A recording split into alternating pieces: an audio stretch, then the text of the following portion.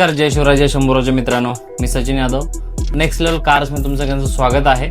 नमस्कार मित्रांनो, मी आज तुम्हाला एक अशा स्कॅम बद्दल बोलणार आहे. आता काय की फेस्टिवल सीझन चालू झालेला आहे, त्यामुळे नवीन नवीन गाड्या मार्केटमध्ये डिलिव्हरी घेत आहेत लोक. सो नवीन स्कॅम असा आहे की सिरॅमिक कोटिंग. काही लोक सिरॅमिक कोटिंग 5,000 मध्ये करतात, काही लोक सिरॅमिक कोटिंग 3,000 मध्ये करतात, काही लोक सिरॅमिक 12,000 मध्ये करतात, काही 15,000 मध्ये करतात. सर या प्राइस मध्ये व्हेरिएशन का आहे?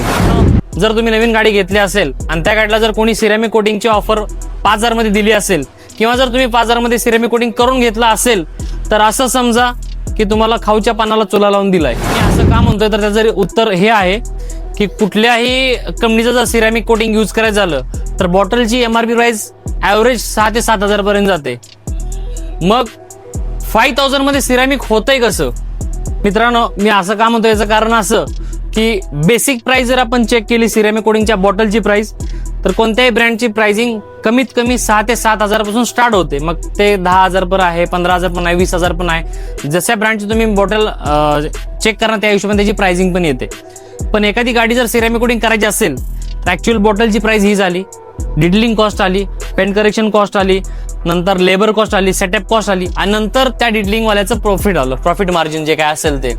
सो या गोष्टी जर सगळ्या एकत्र केल्या, ॲव्हरेज प्राइसिंग जी येते ते मिनिमम 12,000 ते 15,000, 18,000, 20,000 ही रेंजमध्ये सिरॅमिक कोटिंगची प्राइस ऍक्च्युअल येऊ शकते.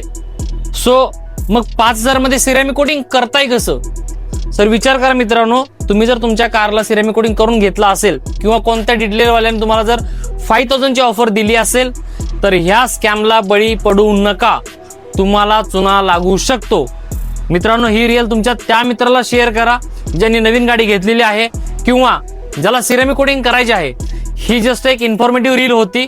मला कुणालाही डॉमिनेट करायचं नाहीये किंवा कुणाला पॉइंट आउट नाही करायचं, पण ऍक्च्युअल मार्केटमध्ये ज्या गोष्टी स्कॅम मध्ये चालू आहेत त्या गोष्टी मला तुमच्या समोर आणायच्या होत्या. मी माझं काम केलं, बाकी डिसिजन तुमचा. तुम्हाला पानाला चुना लावून घ्यायचा आहे की स्कॅमला बळी पडायचा आहे, तुमची इच्छा. आणि अशाच इन्फॉर्मेटिव्ह व्हिडिओ पाहण्यासाठी नेक्स्ट लेवल कास्टला एकदा नक्की फॉलो करा. धन्यवाद.